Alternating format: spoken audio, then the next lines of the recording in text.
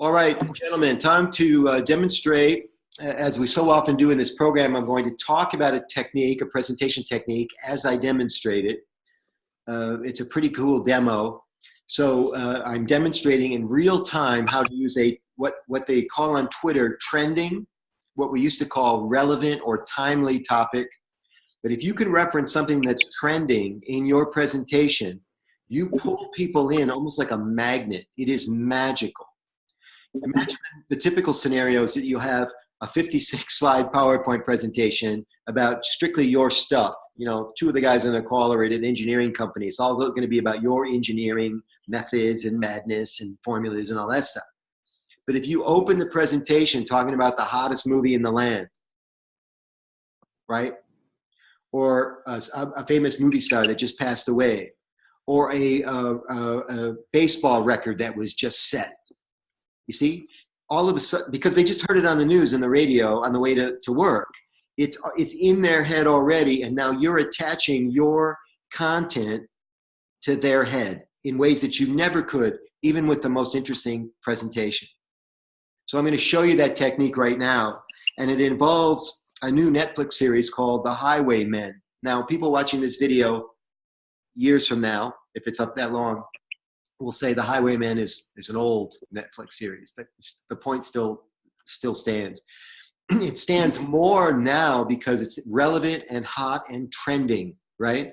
The Highwaymen is a Netflix series starring Kevin Costner and Woody Harrelson, and it's the story of the chase of Bonnie and Clyde from the opposite side.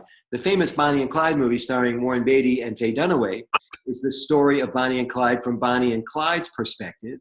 And this is the story of it from the Highwaymen, the guys that eventually shot and murdered both Bonnie and Clyde on the side of the road on that famous day.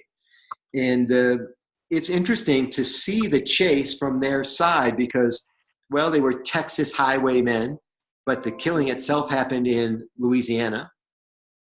So they were technically out of their jurisdiction. There was a female governor in Texas at the time, which nobody remembers. I mean, amazing to think that in the 1930s, there was a female governor in Texas, of all states. So the backstory is fascinating. And the protagonist, played by Kevin Costner, is a guy named Frank Hamer, who could have his own movie. This guy was such an interesting character. And so the reason I bring all of this up is to talk about what happened when Bonnie and Clyde were shot. Apparently, they were folk heroes of the time, just like Jesse James, just like a lot of renegades of their time. I'm told, it says in the movie, something like 10,000 people came to Clyde's funeral and 15,000 people came to Bonnie's funeral. I don't know how they get those numbers or if they're real, but by the time the car got back to where it was supposed to go, there were people trying to take pieces off of it, people trying to cut pieces of Bonnie's hair and stuff. There's no explaining human behavior sometimes. But these were cold-blooded killers, everybody. Make no mistake about it. And even though it was the first time that criminals like this, well, not the first time, but one of the first times, I believe John Dillinger was shot coming out of a movie theater. This is how we were taking care of business back then. But it was the first, but we didn't kill women like this. I remember if you go back far enough, Mary Surratt, who was a conspirator in the Lincoln assassination, was hung in a public hanging. And it was very unusual to kill a woman in this way. Women, of course, being the superior gender, they just don't do as much stuff wrong. They're certainly not dumb enough to get caught. And so they didn't find themselves in these kinds of dire situations. Bonnie, 24 years old when she died, was in the thick of things, and there was just no way to do away with these people, apparently, except they ambushed them by the side of the road. Everybody knows the famous story now. And they were just gunned down. They found 100 rounds in both of the bodies. I don't know if it's 50 apiece or how the numbers worked out on that either, but it was a terrible, terrible scene. Anyway, Bonnie was buried like the human being she was. She had a family that cared about her, and they wanted to look after her in the afterlife. So what they did was arrange for a headstone for Bonnie Parker that, now I'm going to try to get to the frame here. that look like this.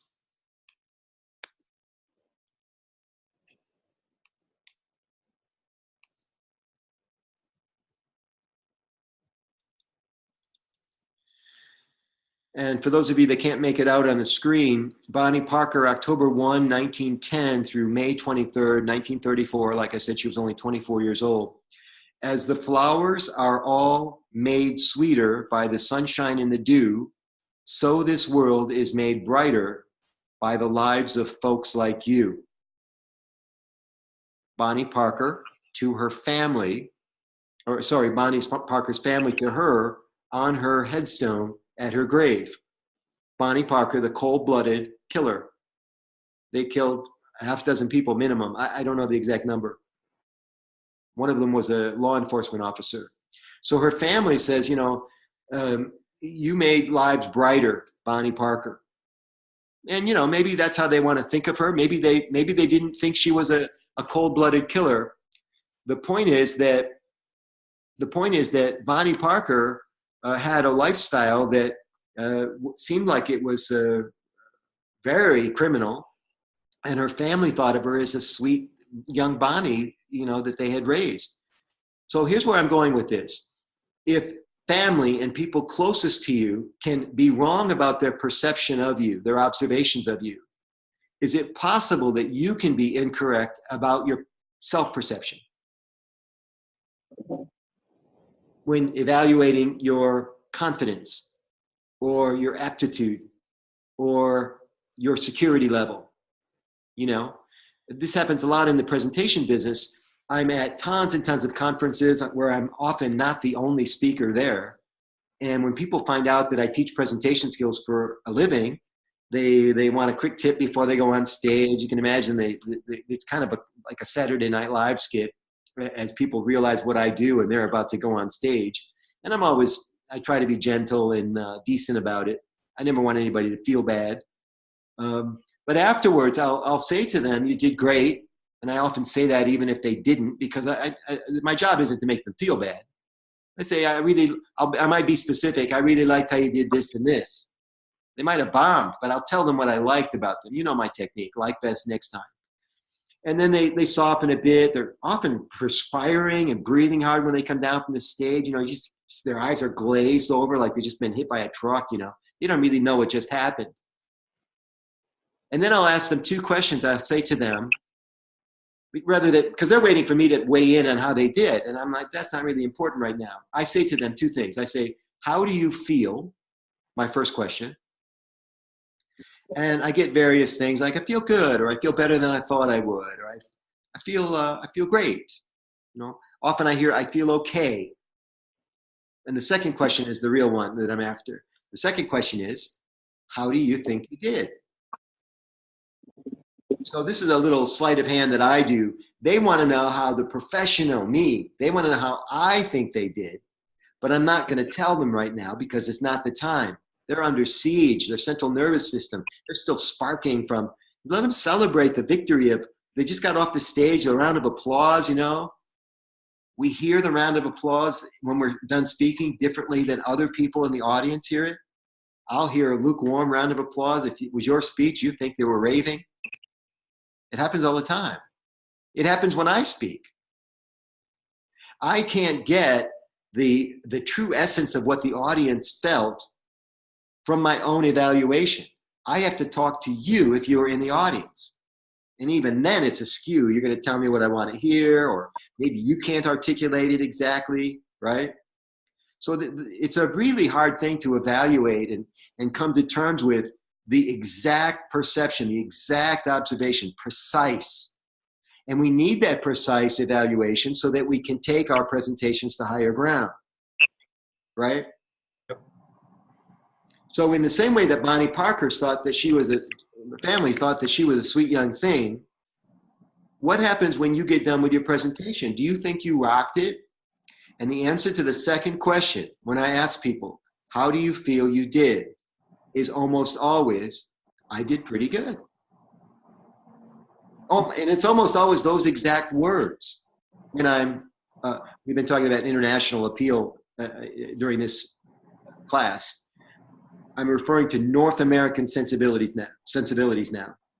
If I ask somebody from North America, meaning Canada, United States, how do you think you did just now with your presentation?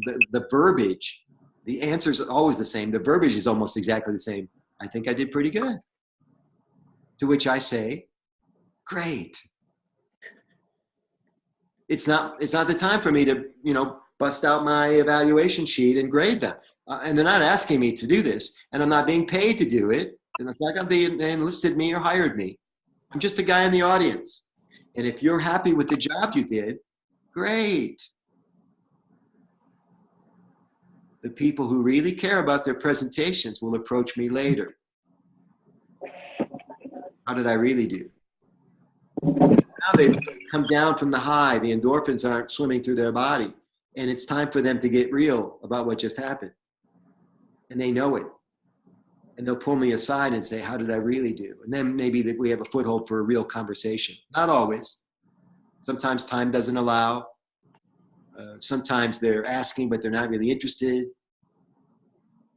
A lot of people sign up for my program right after they get done speaking. because they understand the reality of their situation. They know they could have done better. They know it here, and they know it here, head and heart. And they're like, I'm done fooling around. I don't want to go through that anymore. I want to be better next time. You guys felt that way when you signed up. No more. Right. So let's take care to check our self-perceptions and our self-observation so that we are accurate about where we stand in the presentation realm, so that we can always be on the path to self-improvement. What do you think about our little story, guys? Comments, questions? Oh, I think it's pretty much the truth, right? I mean, when we give a presentation, I give a presentation, right? Afterwards, I'm kind of like, all right, well, again, how did I do? And you think you did okay, right? And normally you hear something or you don't hear something, but there's always that question out there. Well, I definitely know I could have done better, right? And so you raise an interesting point, Andrew, this idea that we're just kind of chatting about our own observation.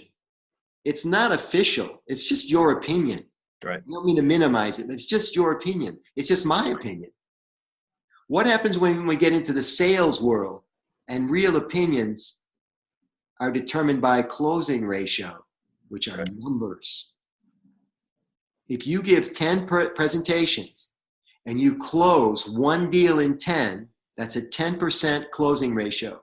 We're only talking sales because everybody understands sales. But Paul, while you might not technically sell, you're still getting a micro close or some sort of a close at the end of your presentations. Go my way with, this engineering option. You're going to go my way because I'm the expert. That's a close. Yeah, Andrew and I just did it last week at one of Lisi's customers. Actually, it's not a customer of ours; it's a new customer of ours, or maybe.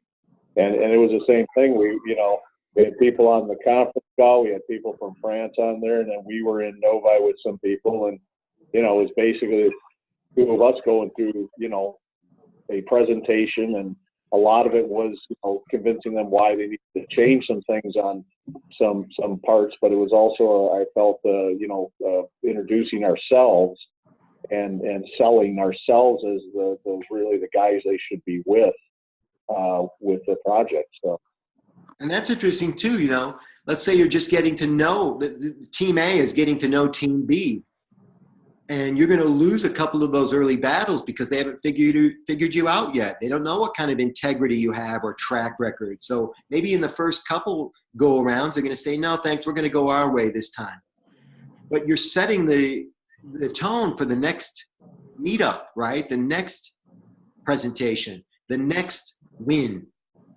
Yeah, well, I thought there was another dynamic to it too, is we haven't done a lot of presentations where the French guys were listening in on us.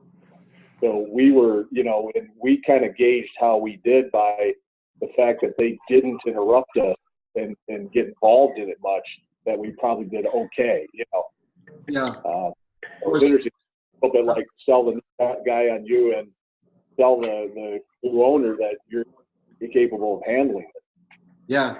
But again, we're underscoring the difficulty in evaluating how we're really doing. Sometimes people don't interrupt because they're disgusted with your approach and it's beyond, help. I mean, Hey, we didn't think of that. No, I know what you're saying. Yeah, so the simplest scorecard, as an example, is a closing ratio. Because if you're closing 1 out of 10 over a period of time, say like last year, and your goal this year may be to double your closing ratio. Now you're going to close 2 out of 10 deals. It's weird how the numbers work. And 2 out of 10 is not very good compared to somebody who's closing 50% of the time. But numbers do not lie. And numbers will tell you how you're doing on your presentation.